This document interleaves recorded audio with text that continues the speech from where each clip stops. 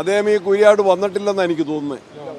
കുര്യാട് കേരളത്തിലല്ലേ, കോഴിക്കോടിനും സമീപത്തല്ലേ, അതേ ബേപ്പൂരിൻ്റെ ജനപ്രതിനിധിയല്ലേ.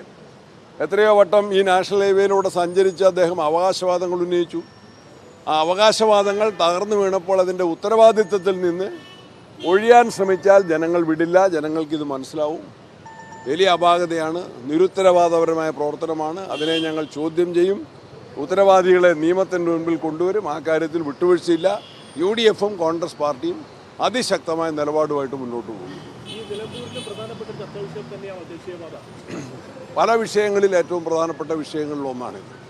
കാരണം അത് കേരളത്തിലെ ഗവൺമെൻറ്റിൻ്റെയും കേന്ദ്ര ഗവൺമെൻറ്റിൻ്റെയും തെറ്റായ സമീപനങ്ങളുടെയും നിരുത്തരവാദപരമായ പ്രവർത്തനങ്ങളുടെയും ഒരടയാളമാണ്. ദേശീയപാത ഒരു സ്ഥലത്തല്ല. അപ്പോൾ കുര്യാട് ഏറ്റവും വലിയ പരിക്ക് പറ്റിയെങ്കിൽ ഇത് വടക്കം തുടങ്ങി തെക്ക് വരെയുണ്ട്. വലിയ മഴ പെയ്തില്ല, കനത്ത മഴയോ വെള്ളപ്പൊക്കമോ ഉരുൾപൊട്ടലോ ഉണ്ടായില്ല. ഒറ്റ മഴയ്ക്ക്, ആദ്യത്തെ മഴയ്ക്ക് തന്നെ തകർന്നു വീണു. ഇതിൻ്റെ അശാസ്ത്രീയത ഇതിനേക്കാൾ എങ്ങനെ വിശദീകരിക്കാൻ സാധിക്കും? അതുകൊണ്ട് ആരാ ഉത്തരവാദി?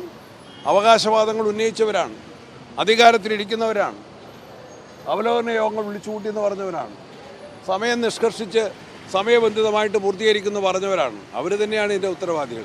അവരിപ്പോൾ ഉത്തരവാദിത്തത്തിൽ നിന്ന് ഒഴിഞ്ഞാൽ അതൊരിക്കലും വിലപ്പോവില്ല. അത് അംഗീകരിക്കുന്ന പ്രശ്നമില്ല.